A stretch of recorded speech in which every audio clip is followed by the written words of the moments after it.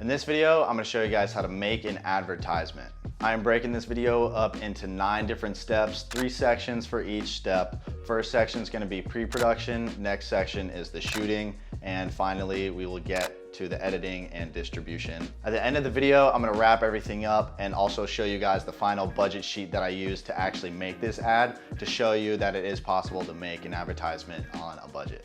At the end of this video, you should be making something that looks a little bit like this.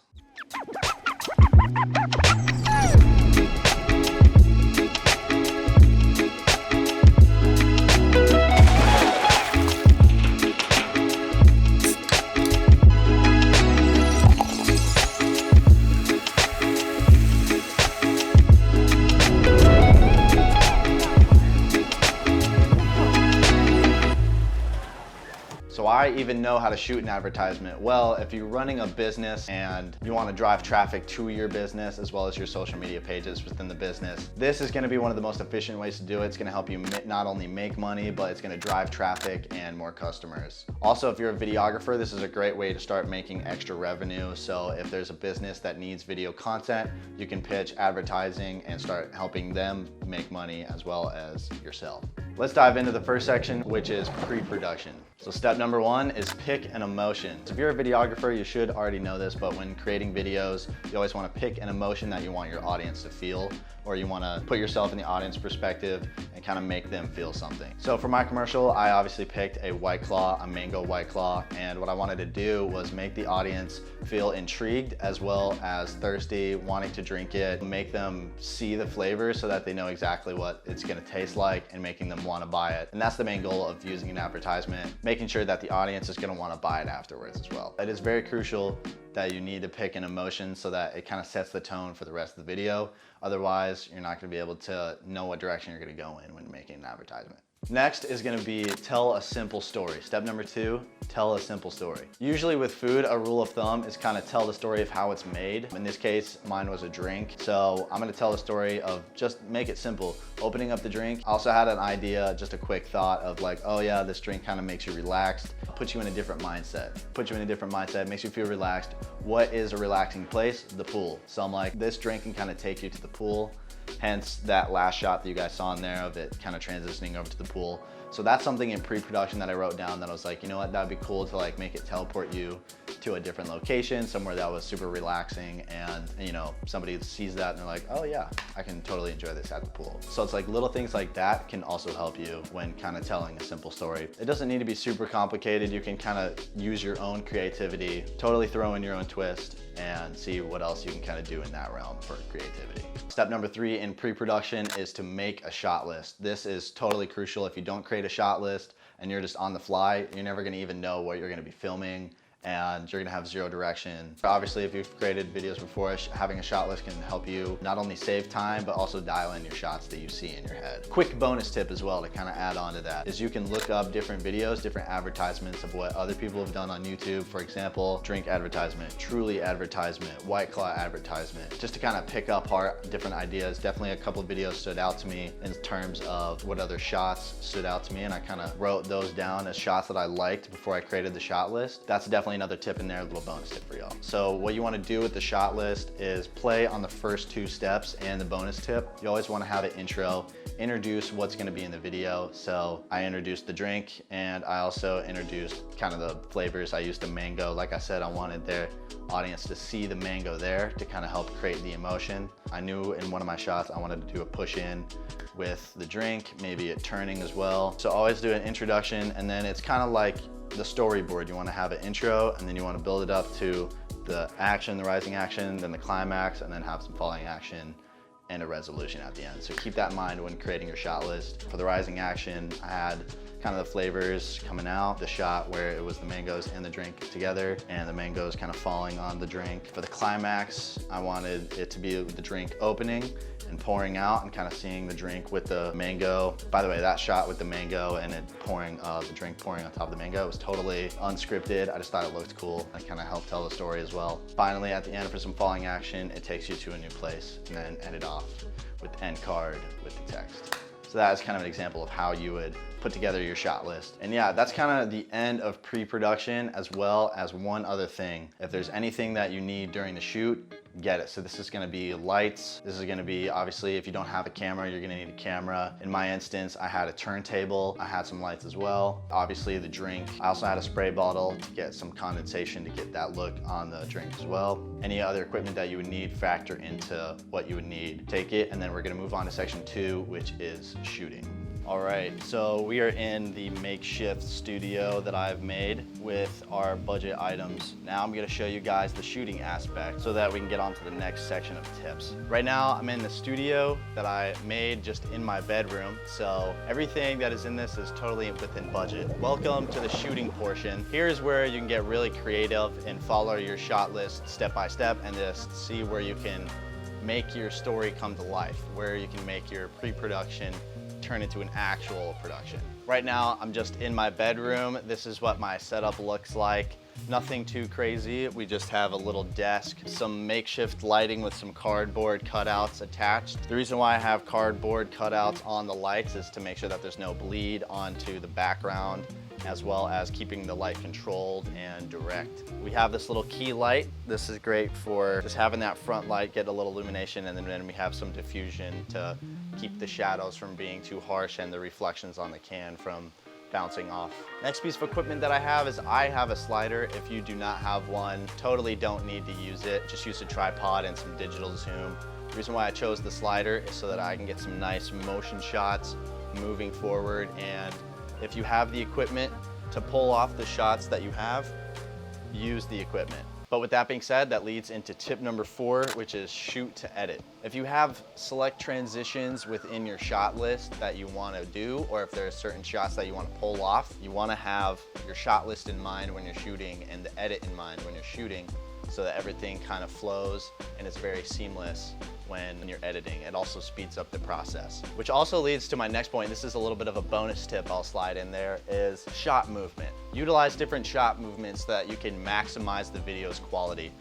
In this instance, I'm using the slider to do a bunch of push-in shots. This is gonna make sure that when you're looking, it's moving closer to it. You can do this in post if you don't have a slider, but make sure that you keep shot movements in mind when you're shooting to edit so that they all kind of flow. You don't want a shot that's moving in and then it's moving to the side and moving to the other side. It's gonna distract the viewer. You wanna make sure that you're telling your story in the most efficient way possible. Next on that too is shot movement. This is a great way to convey emotion. Now let's go back to the emotion that we're trying to portray.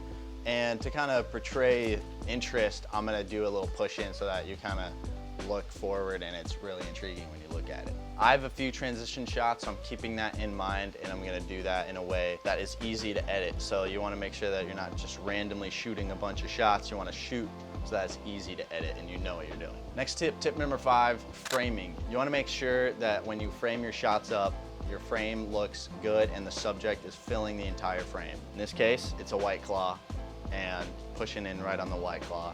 People know what we're looking at. Tip number 6, lighting. These are $30 lights. These are super cheap. I bought these at Walmart. These are like the cheapest lights I could find in the Walmart, so we're on a budget. They're not good at all, but they work. I have my lights set up with 3-point lighting in mind. What that means is there's a key light, there's a fill light, and there's a backlight. So my key light is being diffused. This is that little light I was talking about. I got 2 backlights. One of them's kind of a fill backlight, but I'm using that one as a fill. And then my backlight is hanging over. And like I said, I'm using the cardboard cutouts to make sure that it's not bleeding onto the background. You also want to make sure that you're keeping the mood and the emotion that you want in mind. What I really want is to convey how good and refreshing this drink is, and I want it to be super moody. We're using a black background so that the white really pops out and the drink really pops out. When you're shooting the shots, you want to just make sure that you're getting as smooth a shot as possible, but keep those 3 tips in mind when you're shooting. And with that being said, after you're done shooting, you can finally move on to section number 3, which is post-production. And step number 7 is building the story in the editing room. So building the story in the editing room, what does that mean? It's kind of taking everything that you did before, but actually forming it together. And this is where your video comes together. This is where everything starts to either look good or look bad. A key tip for when you're putting everything together in the editing room is to kind of put your most engaging stuff first. Most engaging stuff has to go first. People usually nowadays, when they're scrolling through social media or scrolling through YouTube, they only have like a few seconds where you need to catch their attention. So if your video isn't engaging in the first few seconds, then what is it gonna be? So that's why I also put like a little intro shot and then had a nice solid action clip right after that. It doesn't necessarily have to be your most engaging, I take it back, but it does have to be engaging enough so that it hooks their attention. You wanna have a hook at the beginning. When you're building the story in the editing room, you wanna make sure that you're sifting through, finding the best of the best shots, making it as concise as possible. That is the key to building the story. You wanna have an ad that's super short, make it 30 seconds, make it a minute. Something that actually makes sense for an advertisement. Don't make it like a 5-minute ad. Nobody's gonna watch that. Step number 8 in post-production, making the look or creating the look of the video. What's the video gonna look like? What's the vibe? It's pretty much color grading in a nutshell. One of the main keys to color grading is making sure your white balance is dialed in. You wanna make sure that the whites, when you're filmed it in person, look white. This is also something that you need to dial in camera while you're shooting. If you know camera basics, then you already know you're gonna make sure that your white balance is looking white so that when you go in post, you don't have to edit this. Make sure that you make your whites look white. There's plenty of contrast. So in my case, I really wanted to make this video poppy. I really wanted to make it stand out. I wanted to make it have that summer pop vibe. So I put a lot of contrast in there, and I also made sure that my levels were right, but putting a lot of color in there, as well as throwing a little orange and teal look on there. A little bonus tip as well, orange and teal, if you throw on an orange teal LUT and kind of put it to the right amount, that's gonna make it look a little bit more cinematic. It's one of the most popular LUTs in the filming world just because of how good it looks, how cinematic it looks, and the reason why is it's because both of those colors are on opposite sides of the color wheel, so they complement each other, make it more eye-catching. Also, they have the deepest shadows and highlights of any color on the color wheel, so that's why they stand out the most. That's why orange and teal works. After you're done color grading, we can finally move on to step number 9. You can export your video, it's ready to go. Step number 9 is distribution.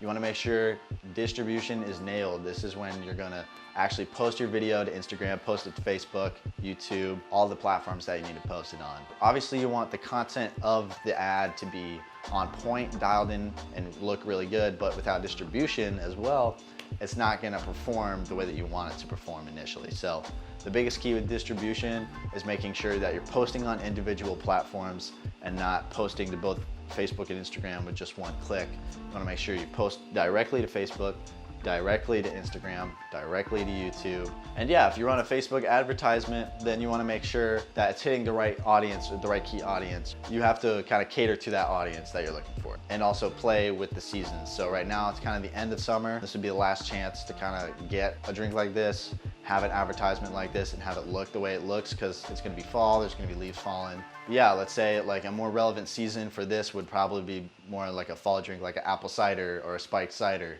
because it is fall and that's more of a fall beverage that people drink. So that would be kind of a more relevant thing to do. But anyways, yeah, making sure tags are right, those are important, but it's mainly about title and mainly about posting individually and making sure that your title isn't too long on each of them so that people can actually click it, engage with it, and it's easy to consume. I think that should be the key point with this, is easy to consume. So your title should be concise, it should be relevant. So your most relevant terms are first. For my White Claw, I wanted to post it on YouTube. I would put White Claw as the first thing because that's the most searched thing. And just, yeah, after that, you're pretty much good to go. Your ad is finished. There's a lot of stuff that goes into it. If you're a filmmaker, obviously you're gonna know some of these steps, but look, hopefully this provided a little bit of value to you guys.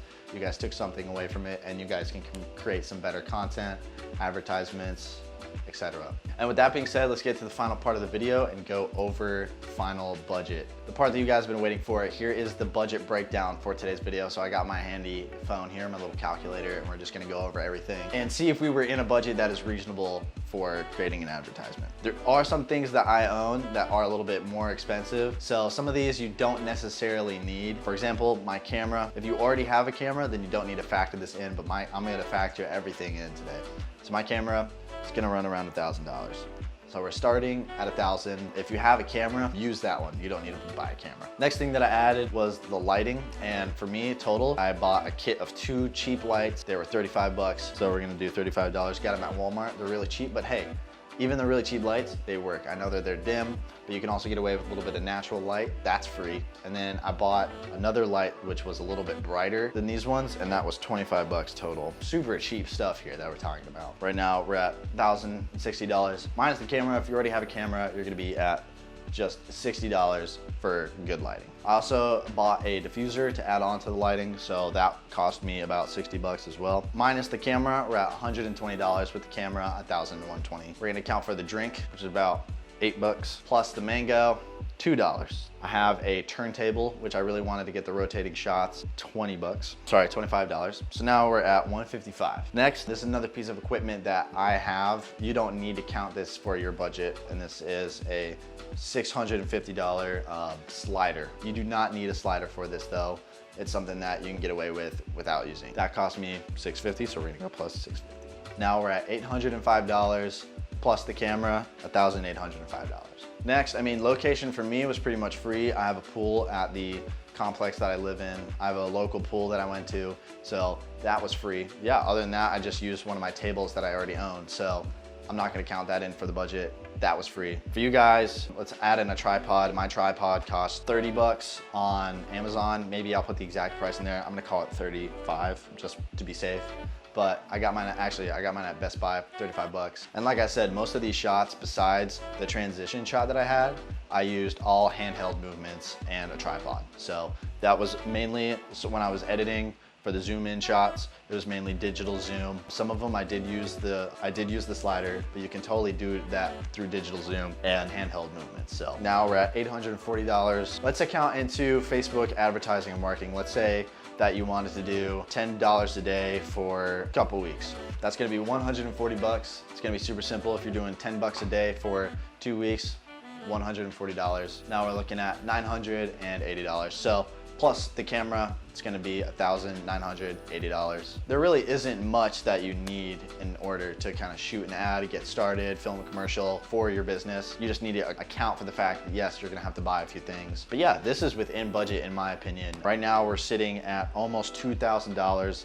Let's subtract the camera. Let's say that you already have a camera or you can borrow a buddy's camera, and then minus the $650.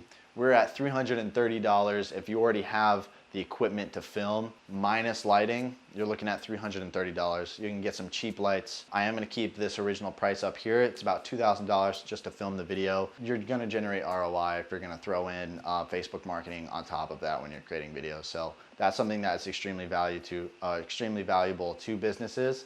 And yeah, this is kind of everything that I know on how to make an advertisement, how to create a commercial for other businesses. Hopefully you guys got something out of this. If you guys have any questions, please leave a comment down below. And yeah, thank you guys for watching the video, and we'll see you guys in the next one.